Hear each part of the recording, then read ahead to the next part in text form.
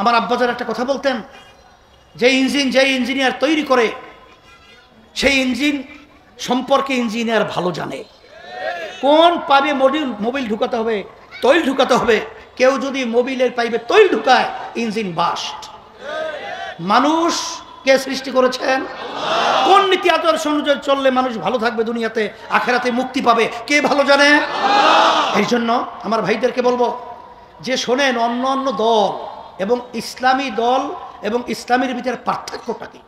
5ই August অভ্যুত্থানের মাধ্যমে শেখ হাসিনা যখন পালালো, তখন আপনারা দেখছেন যে এক শ্রেণীর তারা কিন্তু মানুষের সম্পদ লুট করা শুরু করেছে, চাঁদাবাজি শুরু করেছে, জায়গা দখল করা শুরু করেছে।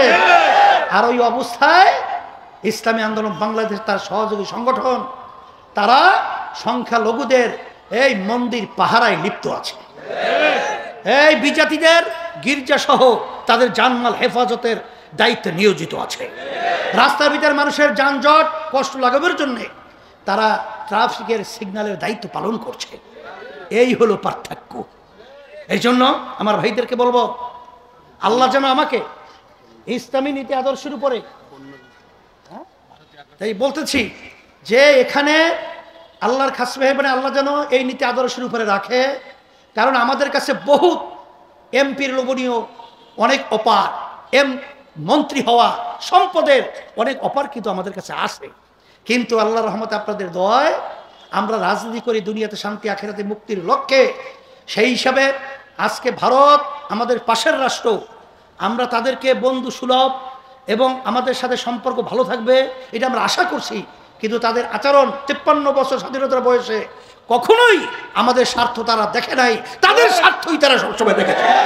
আজকে পানি ছেড়ে দিয়ে আন্তর্জাতিক আইন লঙ্ঘন করে আজকে বাংলাদেশকে জেলাগুলো এরকম ডুবিয়ে, আমার ভাইদেরকে মা বোনদেরকে আমি যখন কয়েকদিন আগে গেলাম, সেখানে একটা অবস্থান আমাকে দেখাইতেছিল একজনে, যে একটা বাচ্চা সেখানে পাতিলের ভিতরে রাখা, বাচ্চার বাপ মা সব মারা গেছে, শুধু বাচ্চাটাই বেঁচে আছে।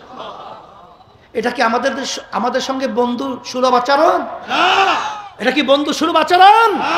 আমরা ভারতকে বলবো যে আজকে আমাদের উপরে যে নির্যাতন চালিয়েছেন, আমরা আপনাদের উপরে ওই ধরনের বলতে চাই না, কিন্তু বাংলাদেশের মানুষ সজাগ রয়েছে, অন্যের বিরুদ্ধে গান রক্ত দেওয়ার জন্য তৈরি আছে। সবাইকে ধন্যবাদ জানিয়ে, আর আমার এখন শব্দ বলেছেন যে আমরা দাওয়াতের কার্যক্রমটা বাড়াবো, যদি না বাড়াই তাইলে আমি কিন্তু দায়ী থাকবো। আর এই নরসিংদী ইসলামের জন্য একটা ঘাঁটি।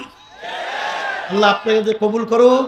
আজকে সম্মেলন যারা করেছেন এত সুন্দর, সবাইকে ধন্যবাদ জানিয়ে আমি আলোচনা শেষ করছি। আল্লাহুম্মা আমিন। রব্বানা আতিনা ফিদ দুনিয়া হাসানা ওয়া ফিল আখিরাতি হাসানা ওয়া কিনা আযাবান নার।